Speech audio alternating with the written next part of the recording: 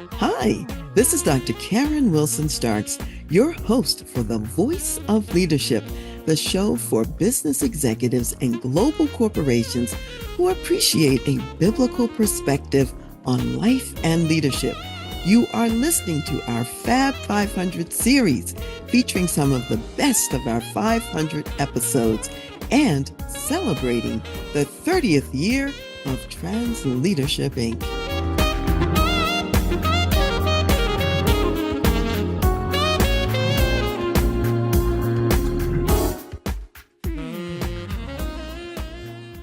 You took the big corporate job and the corner office up high, overlooking the city, or you started your own business to earn more, to provide better for your family, and to have more time freedom.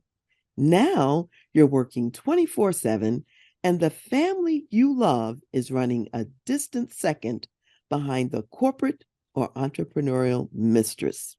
How do you gain work-life balance and prioritize your marriage and family when you are the corporate CEO or entrepreneurial business owner?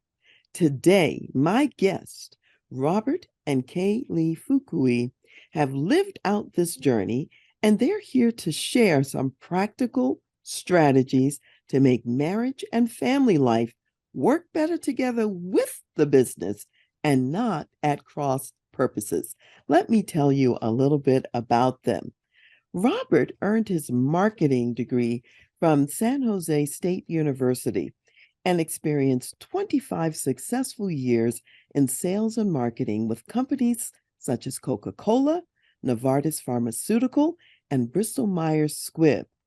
Playing instrumental roles in the launch of 6 major brands, Robert was directly responsible for more than $150 million in revenue, and he therefore received national sales and leadership awards.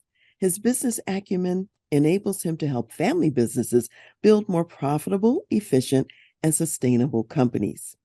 Kay Lee Fukui earned her business degree from the University of La Verne in La Verne, California.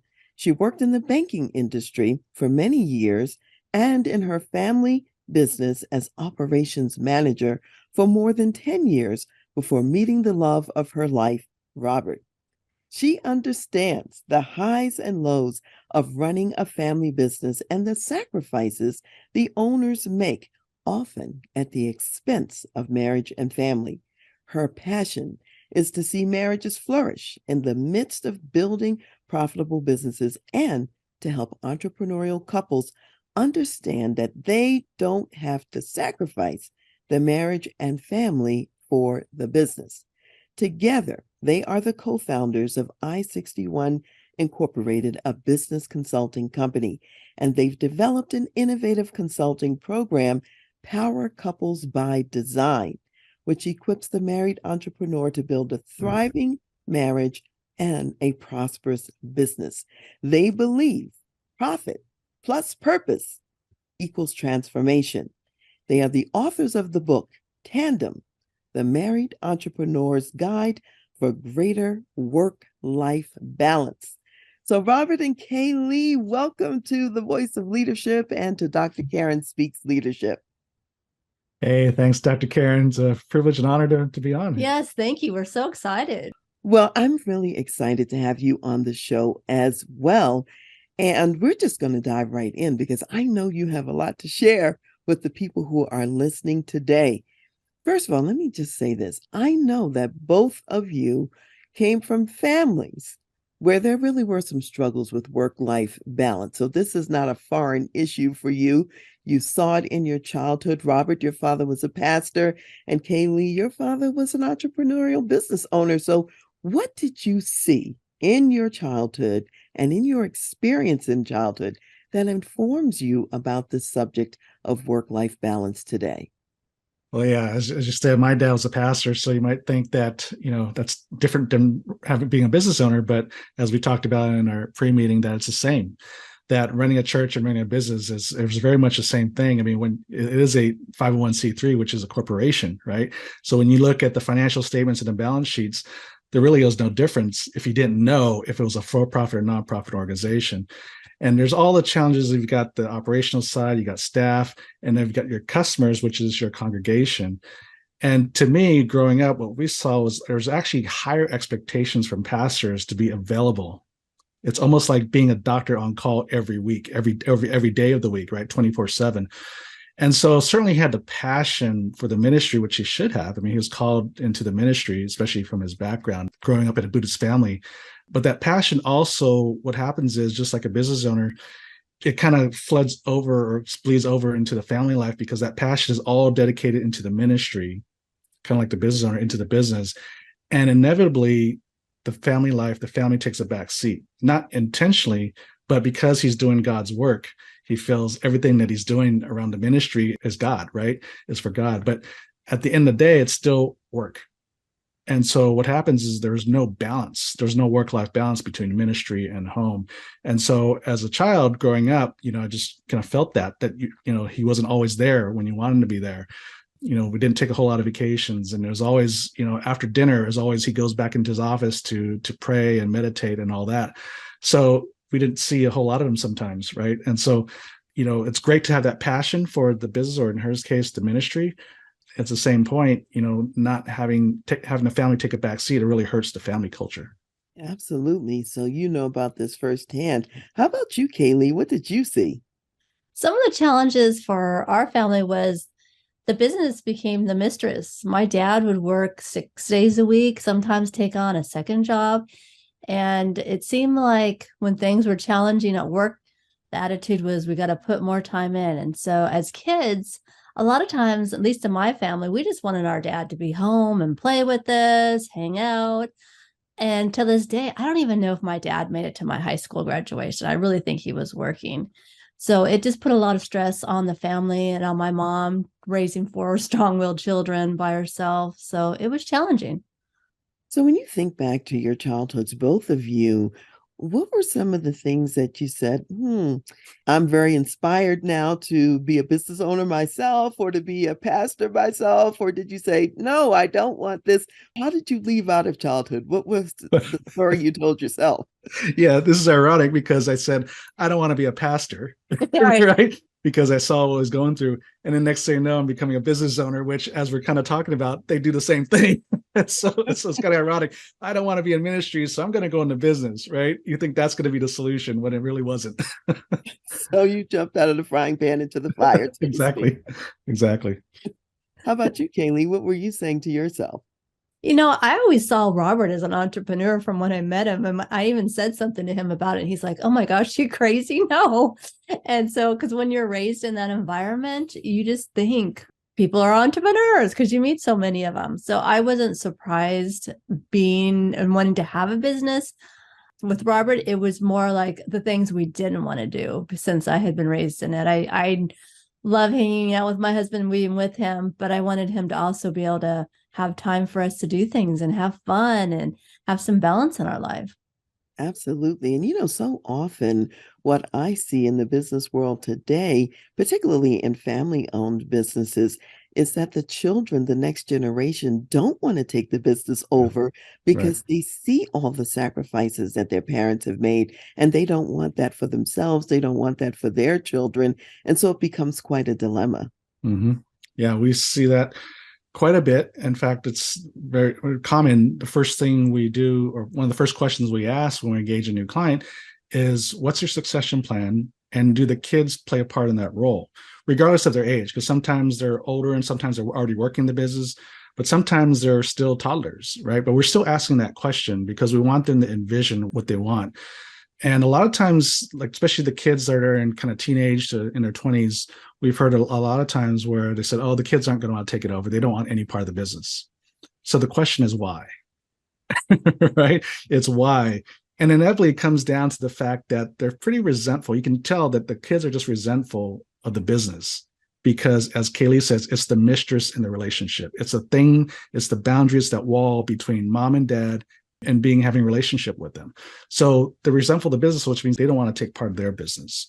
And so that's where some of the healing and the planning has to happen in that. And we've seen it turn around. So it's not like just because they say no now doesn't mean it's no forever. We've actually seen it turn around. We see one of our clients, two of the kids that she said would not work in the business are now both working in the business. It does make a difference if you have a pathway forward that makes more sense and where you really can have the life balance. Mhm. Now it's worth taking a look at. Now, if it's just going to Yeah, drain you dry, then of right. course you don't want to have anything to do with it. And of course, I Absolutely. know that the two of you are coming alongside families, couples, and people in business so that they can have better outcomes. So before we get into a lot of that, let me ask this too. Robert, I know that you spent a lot of time in the corporate world. You had a lot of very significant corporate jobs. So, what was it that prompted you to leave the corporate world to even enter the entrepreneurial space? And I know that Kay Lee says she saw something in you to encourage it as well. So, tell us a little bit about that transition for you. Yeah, when I met Kay Lee, I never thought about even dreaming about having a business because my dad was just his words of wisdom were, stay out of debt, get an education, and get a job, a good job, right? So that's what I was doing. I had a great corporate job, had a lot of benefits and all that. So I was totally satisfied with that. But when I got into my mid 40s, I really started questioning about, I guess this is what happens, right? As you get older, you start questioning about what do you want to do for the rest of your life? What do I want to be when I grow up? And is it supposed to be this, or am I supposed to be doing something different? That's at the time when the church we're going to was talking about the Seven Mountain Mandate and talking about really having impact and influence in your sphere of influence or in your sphere, which means for me is in the business world, is in the business sector. So I started thinking about, well, what kind of influence and impact do I want to make? Do I want to keep going, climbing up the corporate ladder and really help this corporation or another one? Or I started to entertain the idea of helping a lot of small family business because majority of business in America consider small family business, right? It's about 80 to 90% statistically based on SBA. And so I thought with my business background and acumen and my heart for business and people, that I guess my pastoral background, that I could see making an impact with a variety of businesses that not just impacts the bottom line, but impacts families and lives. And so that's when I started to entertain the idea of leaving the corporate job and being a consultant.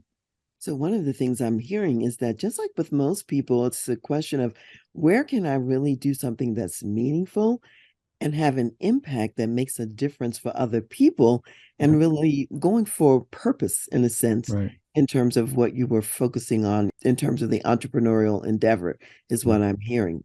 So if I think about both of you, and in your case, Robert, coming from that corporate background, and Kay Lee, in your case, coming from the entrepreneurial business background, and you worked in the business also with your dad, I understand too.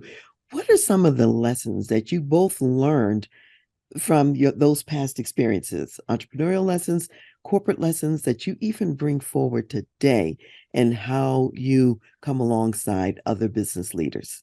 I've learned that, and we help our clients with this all the time, that it isn't necessarily putting in more time because a lot of times, like Robert was in the corporate world, so they have a lot of training, a lot of seminars, conferences all the time. And in the business world, we're just trying to do the day-to-day stuff. And we don't necessarily have the time to take all these classes, to be good at all these things, to keep brushing up on our skills. So we're just trying to put out fires. And so the good thing about when Robert can come in with all the skills that he learned from the corporate and help small businesses get to the next level. When I started, my first job out of college was with Coca-Cola. And, I'm fired up, right? I'm in my young 20s and I want to succeed and all that. And I'm looking around the business office and I see the sales team, the executives, and all these high profile people and all these achievers. And they're doing well. They're succeeding on paper, professionally. But I also noticed a lot of them, their family life was just suffering. Some of the executives were in their third marriages, right? And so I'm looking at this and I learned a lot by just about observation. And I'm like, I don't want that. I'm like, I don't want that. I don't want to achieve at the sake of family because if your family life suffers, or if you don't have a relationship, you're really sad, right? You can have all the money in bank in the world, but if you don't have any relationships that mean anything, then it means nothing. And so that's when I was really intent about like, yes, I want to achieve, but I got to make sure that my relationships are intact. And at that time, I was actually just got married to my kind of childhood sweetheart. And one of the things we talked about was that we don't want to wait till retirement to have fun. Let's have fun now, even while we're planning for the future and saving for the future, investing and all that. But we want to make sure we're enjoying the moment, enjoying the journey. And so, and too many times people aren't enjoying the journey. They want to get to a point and then they'll start to enjoy. Well, thank God we started implementing that from day one, because 5 years into our marriage, and just last week, it was a 20-year anniversary, she got into a car accident on her way to work and died at the scene. So literally 10 minutes from our house right here, I kissed her goodbye for the day. She drove down 10 minutes down the freeway. She gets in an accident, dies at the scene. In an instant, my life changed. There was no long goodbyes. There's no last words, at least, that those kind of intentional last words. And so thinking back, I was like, in a moment, your life can change. And so you hear this, but you never think it's going to happen to you. And so you hear that life tomorrow's not guaranteed. Well, in my case, it wasn't. And I saw that and I said, that just reinforced moving forward. What we're doing now is like, look, literally tomorrow's not guaranteed. And I know firsthand. And so you want to enjoy the journey. Yes, you want to plan for the future, but you got to enjoy the journey. Otherwise, when you get to your destination, it may not be worth getting to. Absolutely. And, it's interesting. You mentioned having something unfortunate and tragic, like what you described, like your spouse dying in a car wreck. And suddenly it's a reminder of the fragility of life and the fact that we really don't have as much time as we sometimes think that we do. Mm-hmm. And I know in my own life, my mother died at a young age. She was about, I consider young because she's younger than I am now, but she was 64 when she died. And so one of the lessons that I learned from her, because she actually promoted this all along the way, is she said, don't just wait for retirement. Enjoy your life as you go along. And she said, in my case, I work so hard. She said, you make sure you have multiple vacations built into your year because you're going to need that. Don't just wait once a year and do some big thing. Mm-hmm. So you both are talking about that same principle or concept or idea. You live as you go. You don't wait to live, in essence. And so I think that's a really important strategy that you guys are mentioning right now. Absolutely. Absolutely. Mm-hmm. Kay Lee, anything else you want to say on that before we go to another topic? Well, and I think too, we help our clients, you have to be really intentional about what that's going to look like for you as a couple, because it's going to look, I'm sure your husband's going to look completely different than Robert and I. So just be intentional, write that down, have your vision together, talk about these things, dream about it. A lot of people forget the importance of dreaming about it. And sometimes because they can't see it, they don't think the dream is possible. And you said two things. One, first of all, conceive it in your mind, dream it, and then, write it down, plan for it. That's an important part of the process, it sounds like, in terms of getting to where you really want to be, is what I'm hearing as well. Yes. Intentional is a key word. In fact, that's my year for 2023. It's your word. Intentional. Yeah. All right. Intentional. Excellent. So let me bring up something else. And Kay Lee, you kind of alluded to this earlier. A lot of business owners think that, and leaders think that working harder is the answer to get through the business challenges. And here's my question. Why is working harder not the solution? And what does it mean to work smarter? Well, just because you're putting in more time does not mean you're being more productive and you're not putting time in on the right things with margin of time. There can be a lot of different things you can put into place. Maybe you need to automate something. We have like the Calendly system that we use. Maybe you need to delegate something. Is this something that you're not good at and you hate doing? Maybe it's time to give that to somebody else. And what things do we need to say no to? I mean, sometimes it depends what season you're in. It might be things that you love, but you just don't have the time to do it right now. So you have to kind of put that on pause, and that's okay. Yeah. I mean, if the growth of the company is tied to your time and ability and your capacity, then it's self-limiting, right? Because you only have 24/7. So even if you work 24/7, there's still a capacity, a limitation to the growth of your business. And so time isn't the answer. It's how do you leverage time? How do you multiply time? And you do that by a number of ways, and that's Kay Lee outlined. And so it's just like that old adage, if you want to go fast, go alone. If you want to go far, then you go together with other people, right? And so it's so important to understand how to maximize your time. Where is the most productive use of your time? And with the other stuff, because we get bogged down with a lot of day to day, and that's what really kills and limits our growth of the business, because we get bogged down so much with the day to day. And I think the statistics are about 65% of the business owner's time is on in the business activity versus on the business activity. The on the business is the big stuff, the big things that can move the business forward.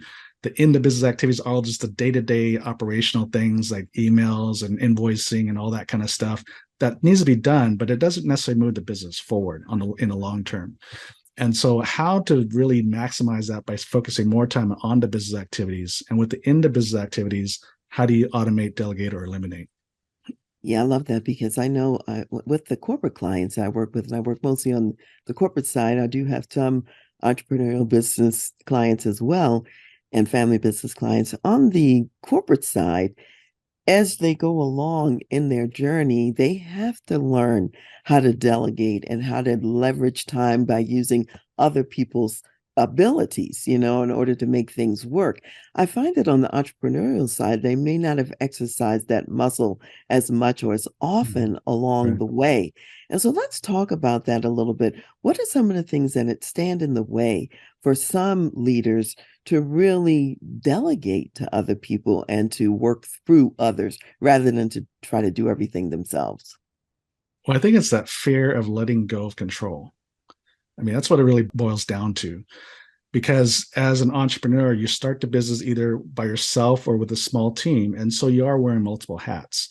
And so as your business is growing and the need to delegate more tasks, there's that fear of nobody else can do it as good as you. And so there you go. And even if it's not tasks that you're really excellent at anyway, like invoicing, for example, your gift may not be on some of the details of that, but you've been used to doing it. And so the fear of somebody else that's probably has a higher gift of administration to do it, they're probably going to do it a little bit differently, but it's probably going to be more efficient. But because of the fact it's different, you have a fear of that. so just the fear of letting go of control and knowing that, again, what are your strengths and where you should focus on? And the other stuff, let people that are just better skilled and gifted at it do it, and really letting them go do it. And don't get in their way. I think that is so huge. By the way, I'm thinking of people right now that I know who they bring in people who have the ability to do it, but because they do it differently, they think about different as wrong as opposed to different is just different. And as you're saying, Robert, different is often better.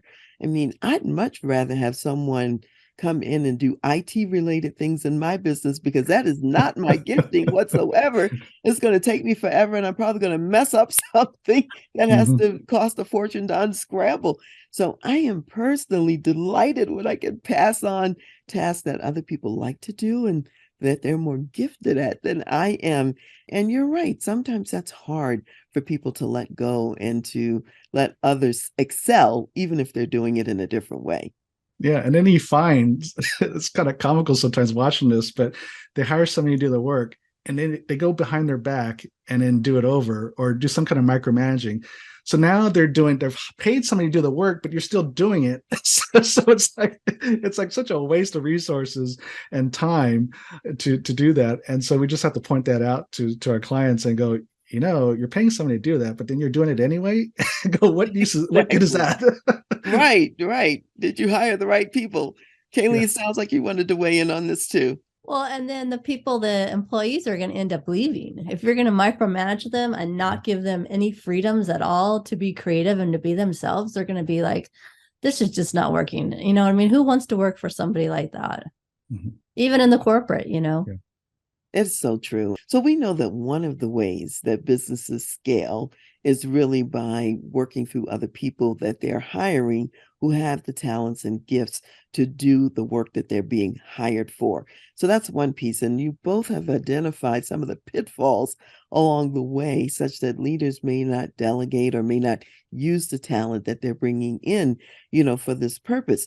You both also talk about the fact that entrepreneurial leaders especially will struggle to create, I guess I'd call it a money margin, money margin in the business.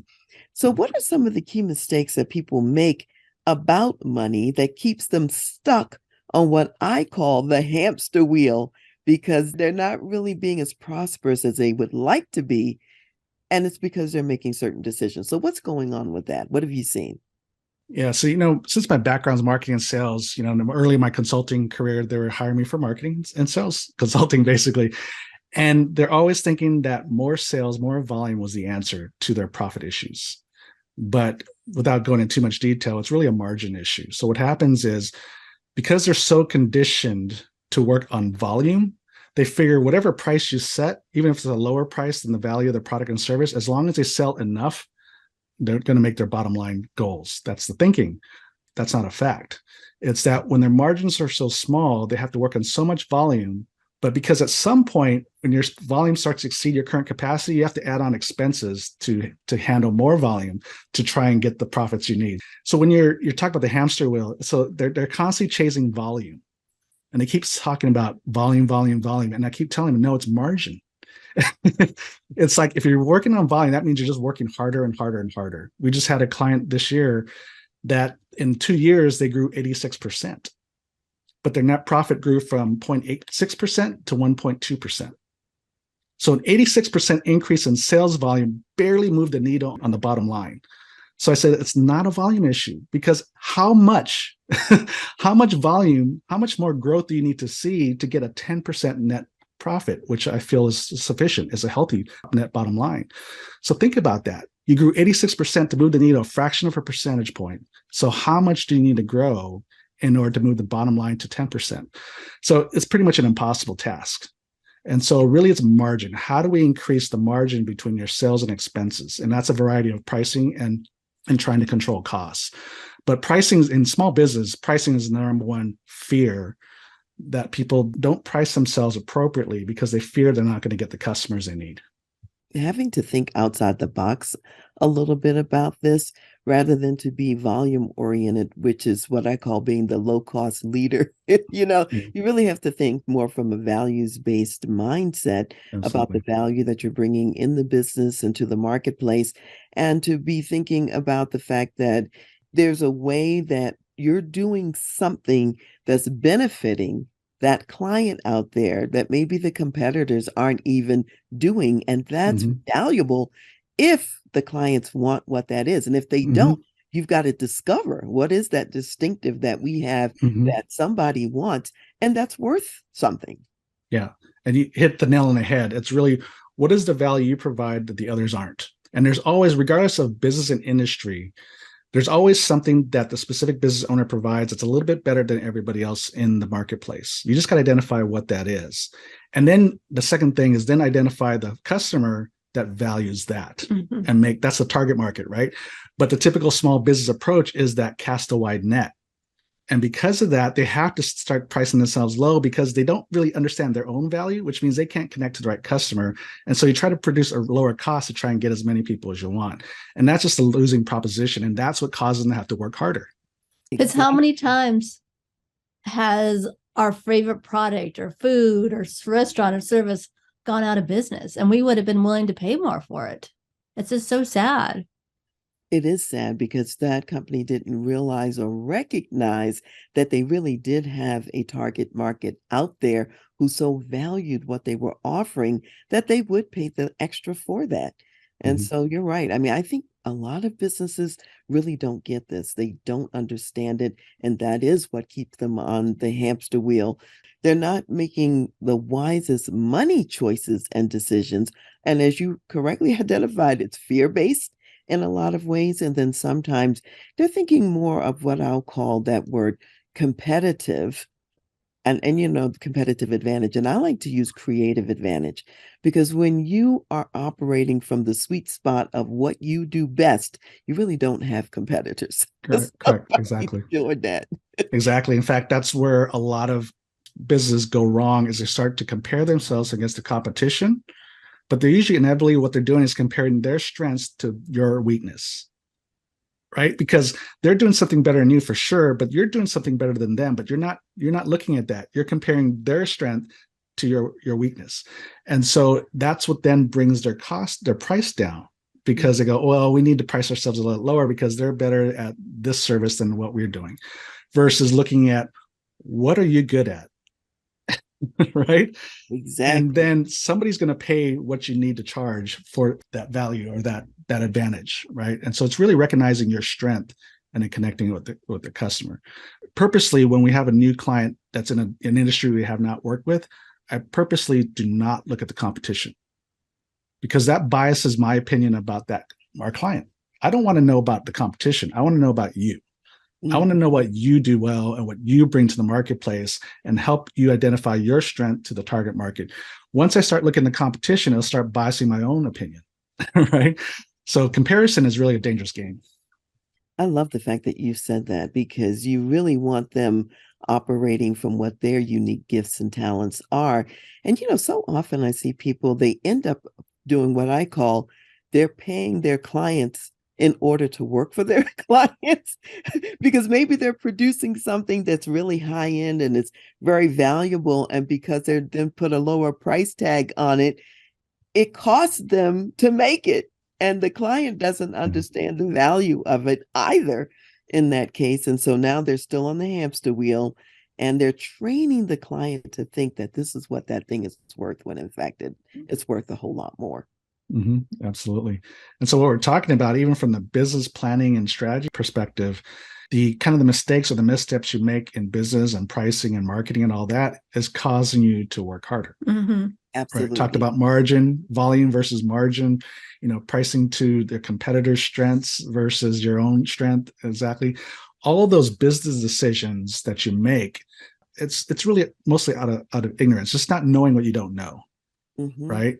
You're just doing what you know how to do, and you're just reacting, instead of maybe getting some good counsel around different aspects of your business.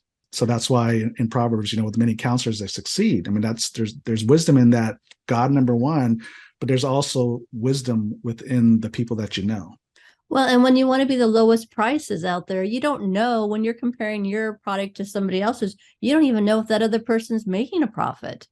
You're just pricing yourself upon where they're at and want to be lower. So yeah, and it's been my experience that customers and clients out there, if they're really getting a good product and a great service, that's worth something in today's marketplace. And so helping business leaders to see that is quite valuable. There's another part of your business that I want to mention, and that is that you, as a couple, you're working with the clients that you are working with so that they can be more together, or in tandem, if you will, to prioritize their marriage and their family, even while they're doing all this business stuff. In a small way, the two of you are almost like little marriage counselors or marriage therapists, and you have to focus a lot on that communication between the spouses in the business. So tell us a little bit about what you've seen and what you've observed in that pseudo marriage counselor role. Yeah, I never in a million years would have thought I'd be doing this. Dr. Karen, I just crack up going, how did I get here? But when you take a step back, the things that we do with couples, the communication and conflict resolution, it's stuff I dealt with in the corporate environment and just with business consulting in general. Communication, conflict resolution is needed in every facet of life, in any type of relationships, business to client, to customers, to vendors, to employees, right? There's going to be those opportunities for communication breakdowns and conflict.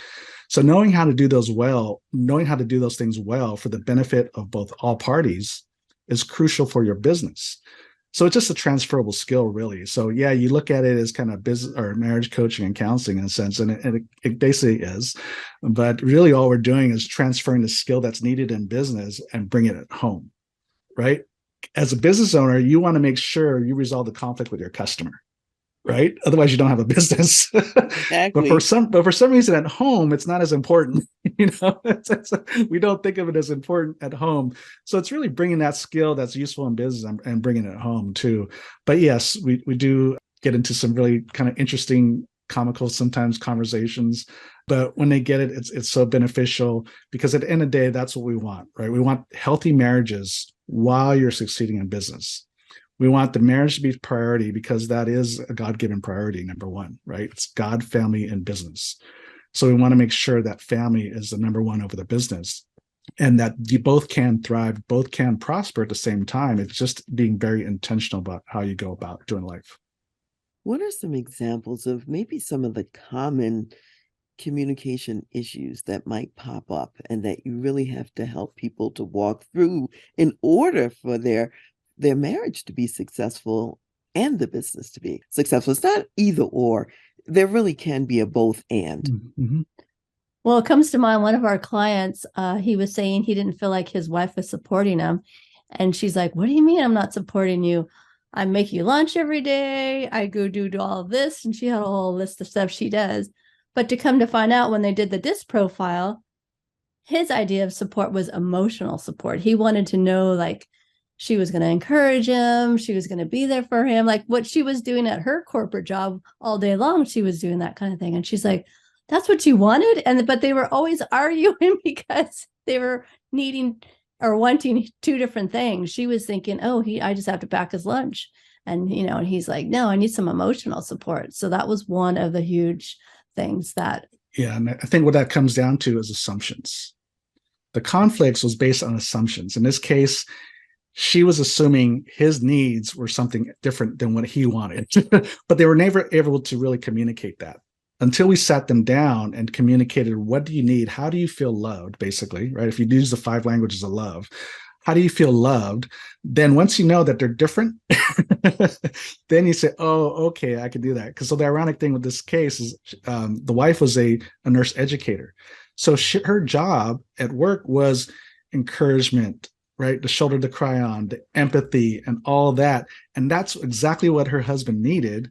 But she felt the acts of service was going to be given the support he wanted. And it really wasn't. So all that really says is really comes down to the communication, just how to get rid of and clarify the assumptions. And that's where most arguments really stem from, are just assumptions. And a lot of times we can be saying the same things, but meaning totally different things. We even had a little argument, kind of a fun argument around green chilies. She thought I was talking about the bowl of chili, like the fire cook-off. I was talking about the vegetable green chili. So we had an argument with green chili because she didn't understand what I was talking about, because I'm talking vegetables, she's talking the dish. March, which is St. Patty's Day, you know how they make everything green, like the beer and cabbage and anything you can think of, they put the food coloring in. So I thought that's what he was talking about, the color. I think that's a great example, by the way. I love the green chili example, because when each person is speaking from their side, they just know that they understand what the other person is talking about. Yep. And they're really, like two totally missed the night. You really don't know what the other person is talking about, but you don't know what the other person is talking about. And as you've correctly identified, this causes a lot of conflict. So it sounds like just getting the entrepreneurial couple, the business couple, to sit down with each other and to have these conversations that they may not always have, that's helpful in and of itself in terms of identifying where they may be misunderstanding one another. And 9 times out of 10, I'll put it this way, God has brought them together because they really do have complementary gifts. They just haven't seen it yet because they're missing each other. So that's kind of the ironic thing we talk about, is because, opposites attract, like they say, right? And when you're in the dating mode, it's really attractive.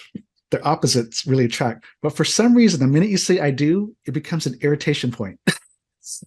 Whatever happened, I don't know what happened, but as soon as you say I do, now all of a sudden what's endearing is now really irritating. And so it's really going back to, the beginning, is like observing why you fell in love, and that the things that were different about your spouse is actually not just attractive, but it's complementary in life. And just like in business, you don't hire someone for IT that has the same skills and gifts as you, Dr. Karen, right? Because otherwise things will blow up. They won't be able to do it either. So you hire somebody that's a little different because they have a skill, a gift that's opposite of you. And so how do you work with that? Same thing in marriage. It's the same thing. We use the opposition or the opposites, the opposing skill and gift as a source of conflict, where it really should be a source of complementary and synergy. When you start looking at it that way, it comes in really handy, because Robert's really detailed and used to drive me nuts. And I'm like, oh, now that I've embraced him being so detailed, it comes in handy. I'm like, oh, honey, can you look this over? Because I know you're really detailed to make sure it looks okay, as opposed to rubbing me the wrong way. Yeah, now I got more jobs to do. Exactly. Or as I say, a couple covers more of the waterfront together when they have these different skills because if you both are covering the same area, there's a Mhm. part of the waterfront that nobody's covering, and that's really being seriously, you've Absolutely. got a flank that's vulnerable out there. And my Mhm. husband and I, we're very opposite. I've enjoyed it over the years to see how that works out and so on. And also, you don't get in each other's way. Like, I'm kind of a public person and I'm a speaker type person. He's quiet, he's more behind the scenes. He's not trying to do what I'm doing, and I'm not trying to do what he's doing. So it works out real well. That's good. That's good. Yeah, Well, I think absolutely. it's great. You're not trying to change each other. You accept each other for who you are and you embrace that and step into our gifting as a couple that you can do a lot more together when you're on the same page. Exactly. Absolutely. So let me ask this question. So when you think about your own marriage and the complementarity that you've described that's in it, how do you put that together to then benefit the couples that you work with to get them on the same page? And when if there maybe been some times when maybe the two of you weren't so much in sync and you went, how are we going to help this couple? So tell us maybe a little story about maybe on both sides. When we were testing out this idea of helping couples in business or married entrepreneurs, we had a group of 4 to 5 business owner couples, and it was on Zoom calls. Took them to an 8-week pilot course basically, and it was all on Zoom because everybody was all over the country. And literally 5 minutes before we got on this one Zoom call, Kay Lee brings up an issue. I mean, literally 5 minutes before the call. And I'm like looking at her like, what? You want to talk about this now? so, so I'm like, and of course, you're like, we can't fake getting on screen and be all like we love each other, right? So we had to address it really, really quick. And sometimes it wasn't like the issue got resolved in those 5 minutes, but what it was we had enough time for us to say, what do we need to talk about? And after the call, we'll talk about it. But right now is not the good time. But what's the issue? What do we need to talk about? Okay, and then we agree to at the end of the call, then we can talk about it. And so that alleviates her concern because she brings it up because she wants to get it off her head. But if I try to like put it under the rug and just dismiss it, it's really going to upset her, right? But we came to agreement that yes, this is important. Probably we're not going to resolve it in 5 minutes, but okay, let's talk about it in right after the call. And so the resolution in those 5 minutes was we are going to talk about it, and this is when we're going to do it. There was a timetable in which we're going to do it. I didn't just leave it hanging, right? Which is what a lot of couples do. So we'll talk about it later, right? That's kind of a typical response. So that way we're able to get on the call and we shared it with our group because I think it was a week on conflict resolution. Interesting, right? God always gives you those opportunities, right, to practice what you're preaching. And so literally Exactly. the topic for that week was conflict resolution. So we have to say, look, this is what just happened 5 minutes ago. Yeah, we were able to get it to a place where we could talk about it later, and I was okay with that because we're not the type, at least I'm not, that can get on a Zoom call and act like everything's rosy posy when it's not. And so that was a quick one that we had to. Yeah, that tested us. that tested what we preach, right? How do we resolve this thing in five Absolutely. minutes? I call that road tested. In other words, I mean, here you are going in to talk about conflict resolution. And if I was on the Zoom call as one of your clients, I'd want to know, does this stuff work?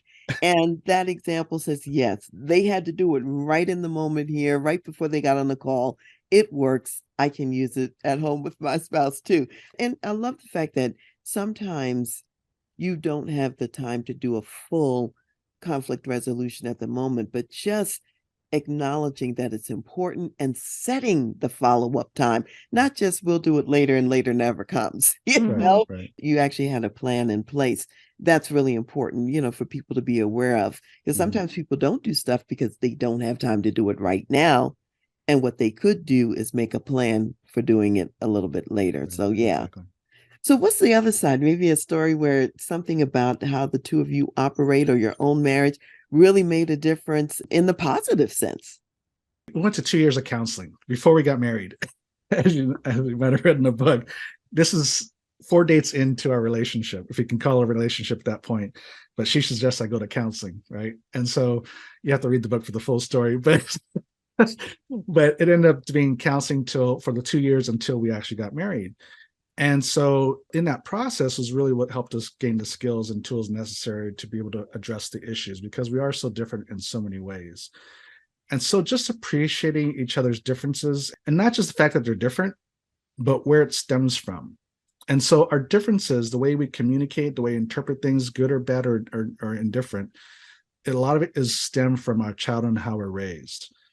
And so in that process of understanding our childhood and our upbringing and how it formed how we see things, how we view the world, was really helpful in being able to embrace our differences even after we got married.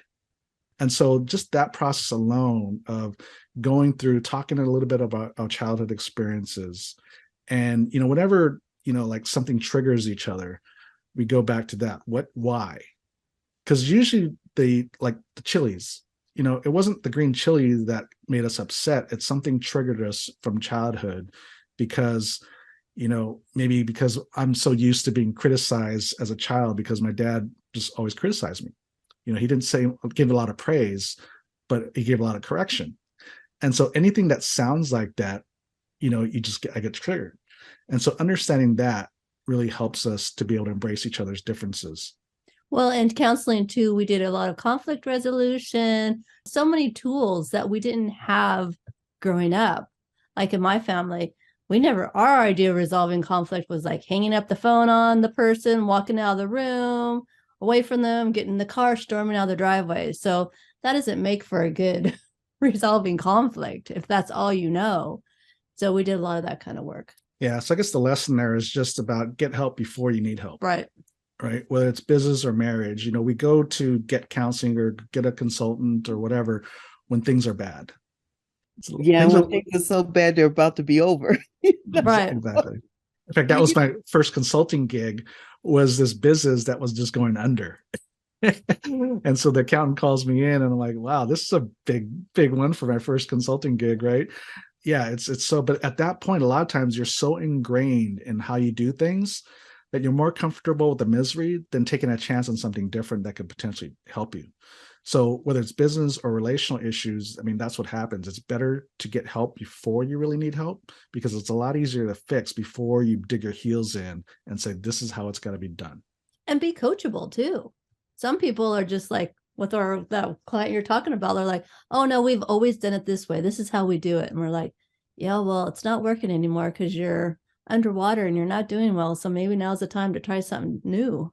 Exactly. I just love what you're talking about now, because it goes back to what you were saying, Robert, about what you learned in the corporate world. And Kay Lee, you mentioned that he was getting continuing education at work every day in terms of that process.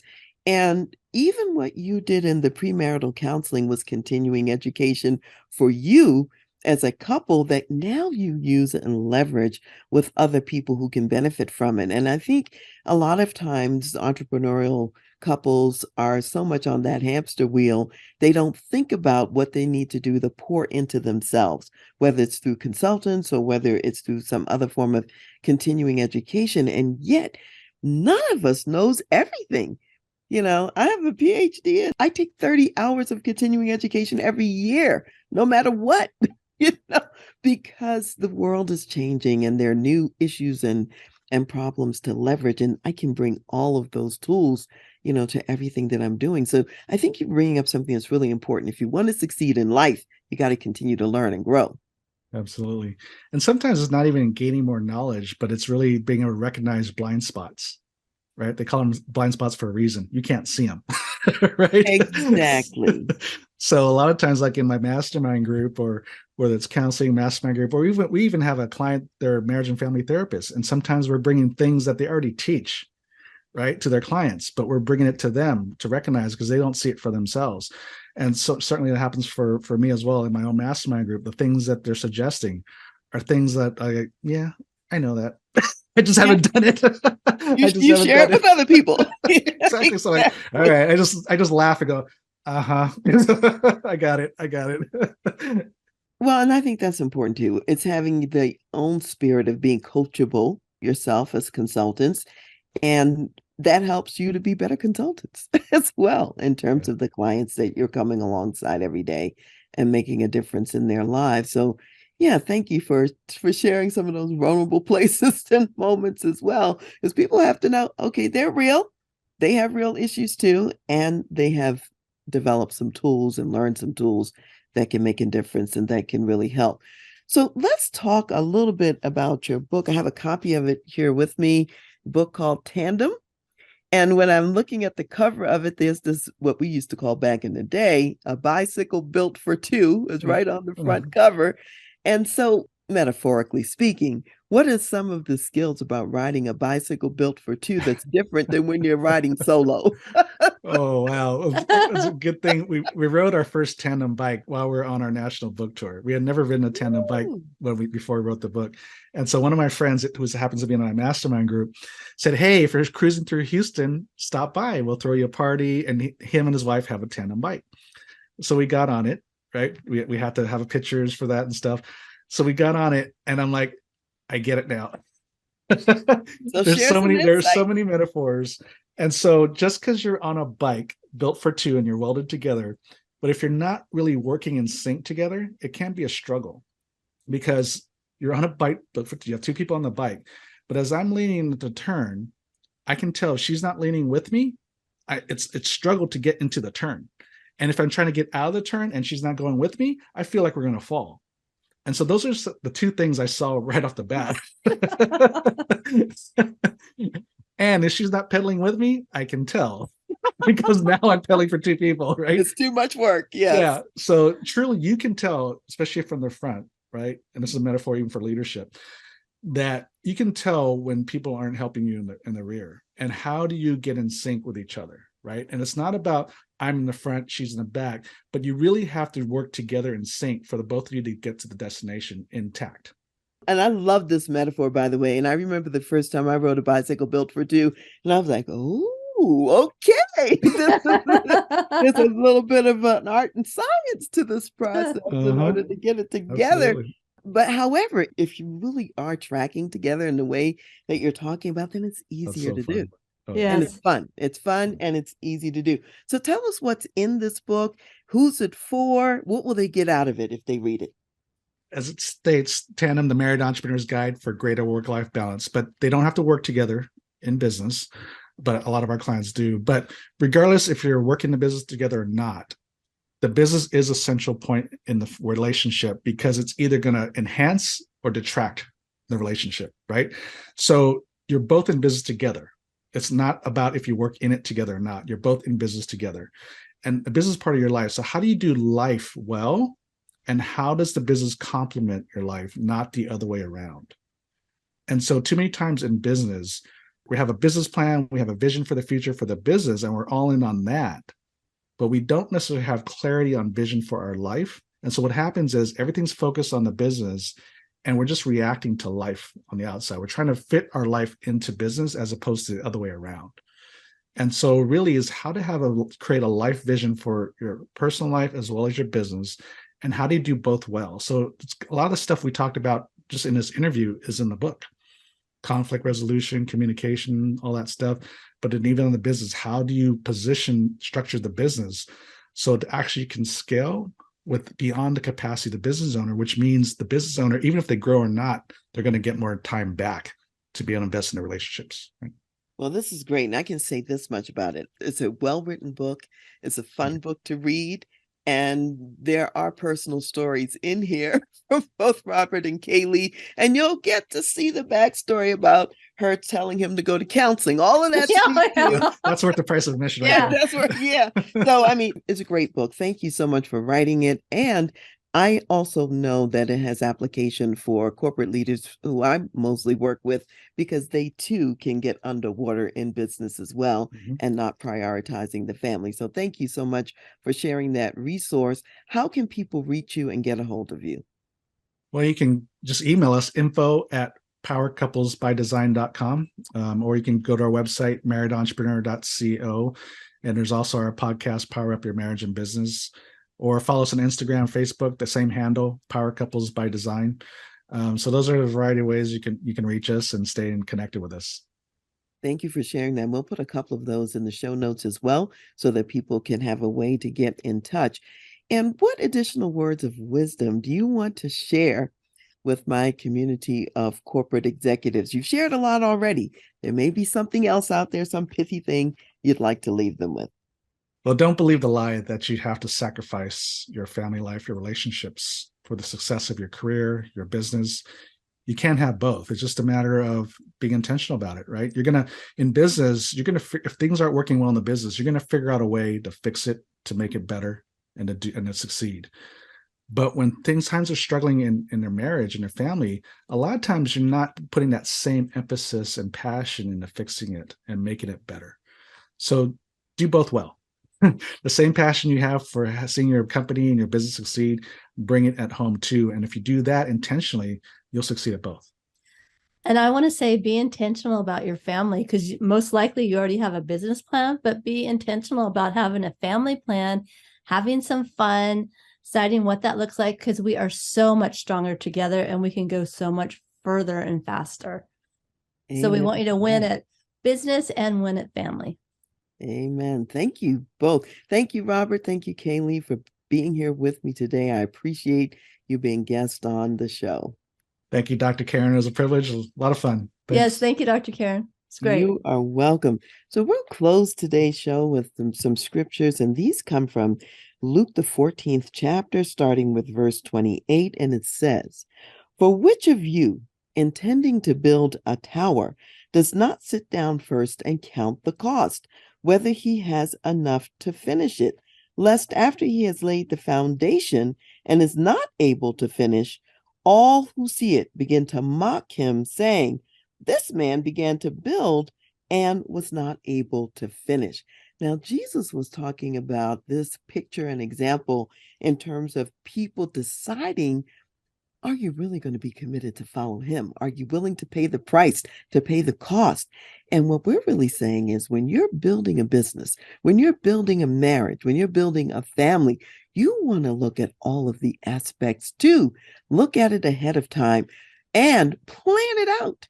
As Robert and Kay Lee have said in advance here today, make a plan, make it work, think about it ahead of time, and be successful in both, because you can. Thank you for being here. See you next time. Hi, this is Dr. Karen Wilson Starks, and I am with Pastor Ben Anderson, the Executive Director of Solid Rock Community Development Corporation, and they are doing fabulous works in the Southeast community of Colorado Springs. And one of the initiatives is the Food Security Initiative. And we know how important it is for families and children to have healthy food. So Pastor Ben, tell us what you're doing.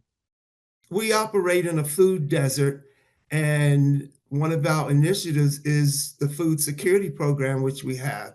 We serve approximately 2,500 residents per month that go through our food center. We have a drive-through the second Friday of every month. We're currently in the process of building an aquapod farm the land has been donated to us by a school district. The aquapod farm will produce enough produce that we can serve our residents and serve our restaurants also that operate in Southeast Colorado Springs. You know, Pastor Ben, some people may not know what an aquapod farm is. Can you say a brief word about that? The aquapod farm is how you grow produce with fish and water. When there's a lack of land in urban areas, most cities are turning now to aquapod farms to grow produce without the benefit of having land. Thank you so much, Pastor Ben, for sharing with us what you're doing. You're doing great work to encourage health in the Southeast Colorado Springs community. And those of you listening, if you want to donate and participate, go to solidrockcdc.com. That's solidrockcdc.com. Thank you for listening to The Voice of Leadership with me, Dr. Karen Wilson Starks. I am also your concierge executive leadership advisor for when you need to make tough business decisions, lead change, create a positive and profitable company culture, develop an enterprise-focused executive team, or prepare for leadership transition and succession. Contact me at Dr. Karen, Karen, at transleadership.com. Also go to my website, www.transleadership.com, for more leadership resources. I want to give special thanks to Ron McMillan, gospel jazz saxophonist, National Billboard recording artist, also known as Mr. Sirius XM, for allowing us to use his gifted music on our show, and to Chad Barr of the Chad Barr Group for serving as our show producer. Thank you for joining me today, and I'll see you next time.